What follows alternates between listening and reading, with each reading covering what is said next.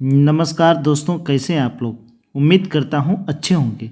आज हम लोग देखेंगे खान सर के द्वारा चलाया गया मॉडर्न हिस्ट्री का 500 टेस्ट सीरीज का प्रश्न।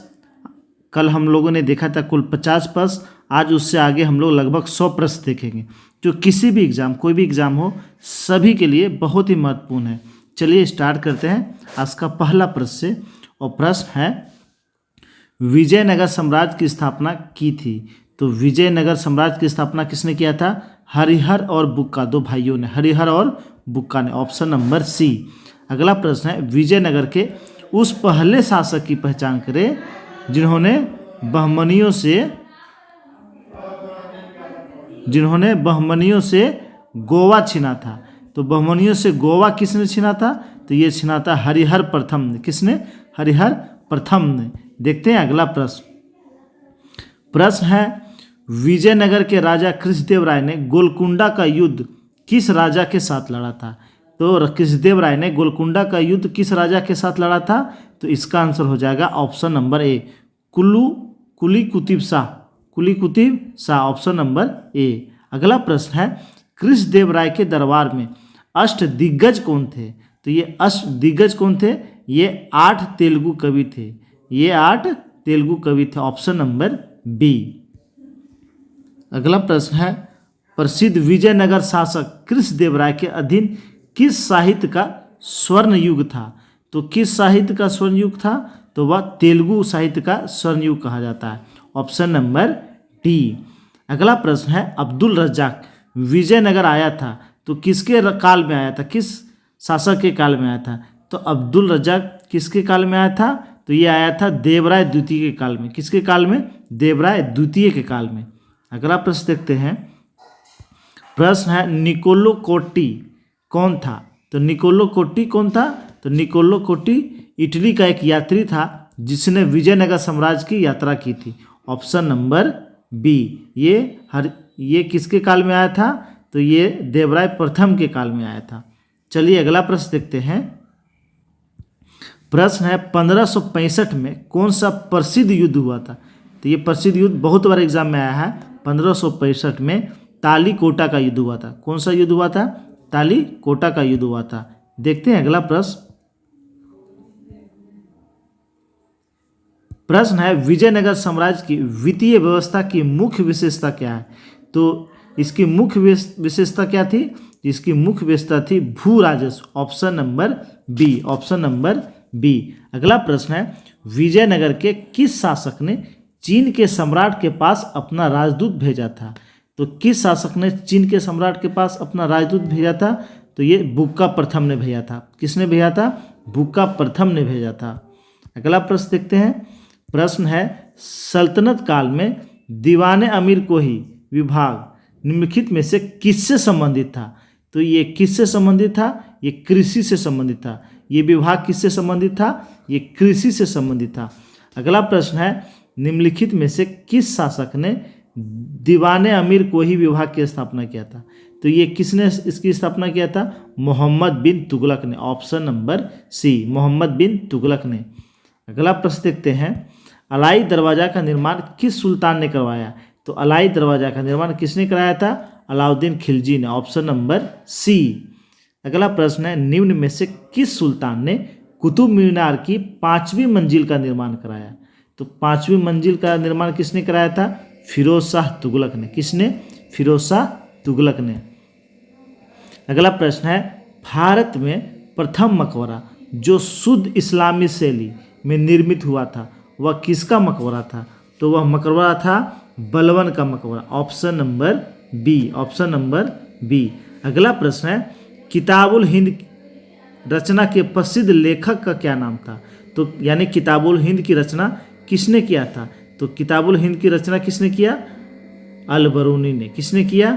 अल बरूनी ने। Option number C. अगला प्रश्न है, अमीर खुसरो का जन्म हुआ था। तो अमीर खुसरो का जन्म कहाँ हुआ था? तो अमीर खुसरो का जन्म हुआ था एटा में। कहाँ हुआ था? एटा में, जिसे पटियाली भी कहते हैं। अगला प्रश्न है, निम्नलिखित में से किसने स्वयं को हिंदुस्तान का तोता कहा? अमीर खुसरो। किसने? अमीर खुसरो ने। अगला प्रश्न है प्रसिद्ध कवि अमीर खुसरो दरबार में रहे, तो किसके दरबार में रहे थे अमीर खुसरो?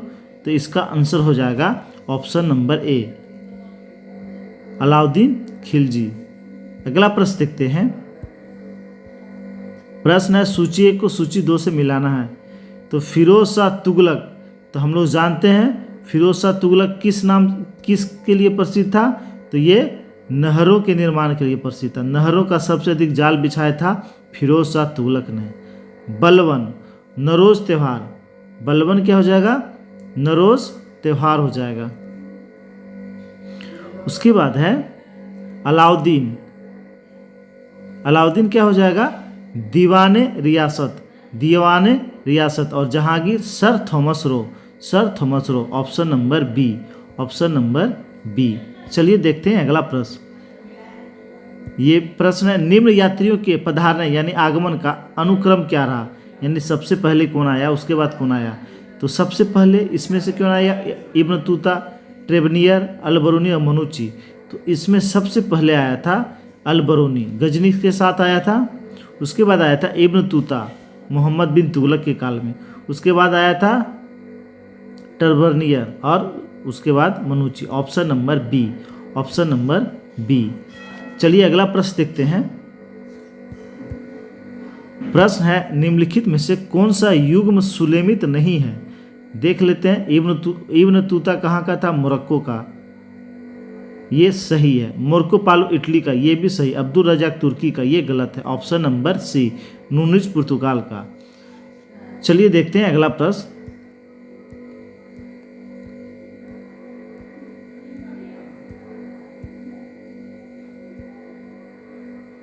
प्रश्न है सूची 1 को सूची 2 से सुलेमित करना है।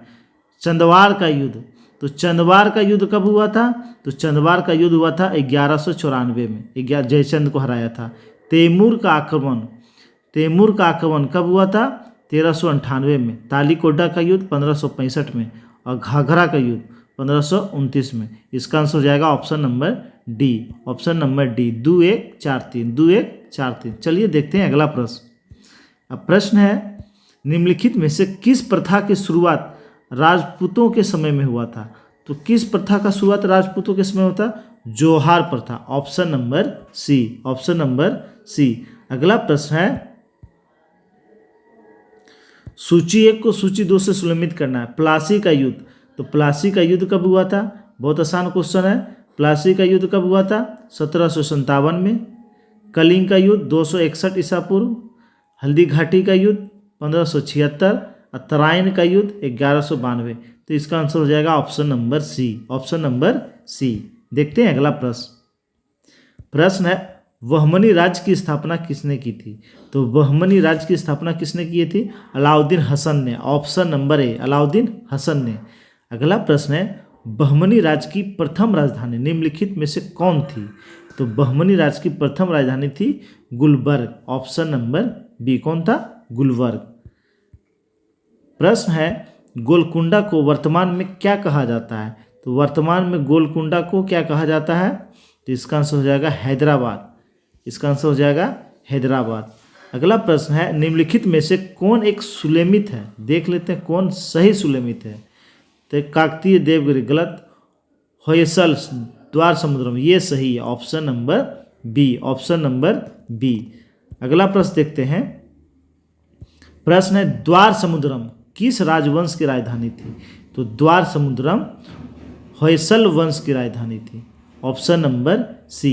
प्रश्न है भक्ति आंदोलन का प्रारंभ किया था अलवर संतों ने। किसने प्रारंभ किया था? अलवर संतों ने। Option number A, option number A. अगला प्रश्न है भक्ति संस्कृति का भारत में पुनर्जागरण हुआ। तो ये भारत में पुनर्जागरण इसका कब हुआ था? तो 15वीं और 16वीं शताब्दी में। Option number D. अगला प्रश्न है रामानुजाचार्य किससे संबंधित थे? तो जानते हैं ये विशिष्टाद्वैत। Option number C, option number C. अगला प्रश्न देखते हैं शुद्ध अद्वैतवाद का प्रतिवाद किसने किया था? तो इसका प्रतिवाद किसने किया था? वल्लभाचार्य ने। किसने किया था? वल्लभाचार्य ने। देखते हैं अगला प्रश्न। निम्नलिखित में कौन सुलेमित है? देख लेते हैं।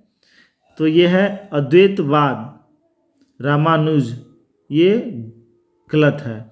विशिष्ट द्वैतवाद शंकराचार्य, ये भी गलत है। अगला है द्वैतवाद माधवाचार्य, ये सही है। ऑप्शन नंबर सी द्वैतवाद वल्लभाचार्य, ये वल्लभाचार्य नहीं, ये नीलंबाचार्य थे। कौन थे? नीलंबाचार्य। अगला प्रश्न देखते हैं। प्रश्न है निम्नलिखित में से किस भक्ति संत ने अपने संदेश के प्रचार के लिए सबसे पहले हिंदी का प्रयोग किया था? तो ये किया था रामानंद ने। किसने किया था? रामानंद ने। Option number C. अगला प्रश्न है मध्यकालीन भारत के निम्नलिखित में से किस संत का जन्म प्रयाग में हुआ था? तो किसका जन्म प्रयाग में हुआ था? रामानंद का। ऑप्शन नंबर बी, रामानंद का। अगला प्रश्न है कबीर शिष्य थे, यानी कबीर के गुरु कौन थे? तो कबीर के गुरु कौन थे? रामानंद। कौन थे? रामानंद। अगला प्रश्न है रामानुज के अनुयायी को क्या कहा जाता था? तो रामानुज के अनुयायी को वैष्णव कहा जाता था। Option number B. अगला प्रश्न है निम्नलिखित में से कौन सा स्थान गुरु नानक का जन्म स्थल था? तो गुरु नानक का जन्म कहाँ हुआ था? ननकाना में। Option number C. Option number C. अगला प्रश्न है मीराबाई समकालीन थी, तो मीराबाई किसके समकालीन थी? तो ये तुलसीदास, चैतन्य महाप्रभु, गुरु नानक। तो इसका आंसर ए बी सी तीनों हो जाएगा। ए बी सी इस तीनों के समकालीन थी। अगला प्रश्न देखते हैं। प्रश्न है सूची को सूची 2 से मिलाना है। नामदेव क्या था? बताएं आप लोग, नामदेव क्या था? इसे हम लोगों ने सेट में बहुत बार देखा है। तो नामदेव क्या था? दर्जी था। कबीर क्या था?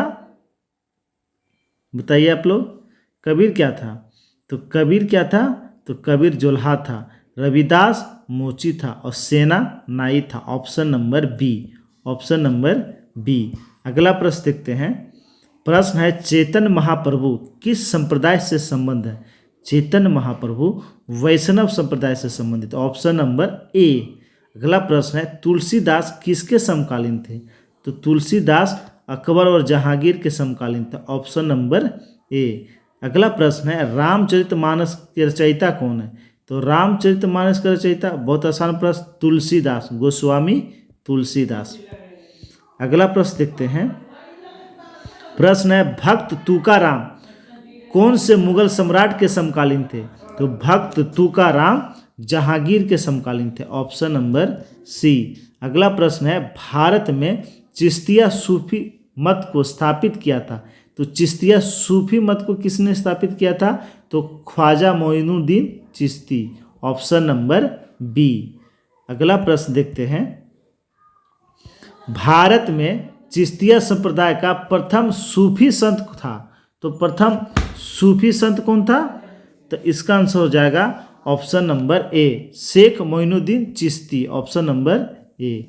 अगला प्रश्न देखते हैं। ख्वाजा मोइनुद्दीन चिश्ती किसके शिष्य थे? तो ये किसके शिष्य थे?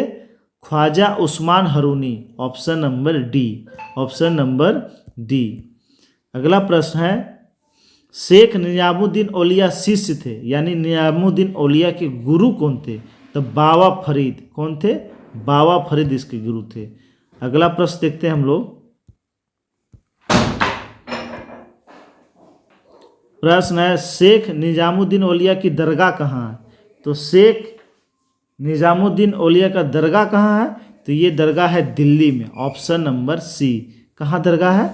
दिल्ली में। अगला प्रश्न है शेख बहाउद्दीन जकारिया किस संप्रदाय के थे? तो ये किस संप्रदाय के थे? तो ये सुहरावर्दी संप्रदाय के थे। सुहरावर्दी संप्रदाय।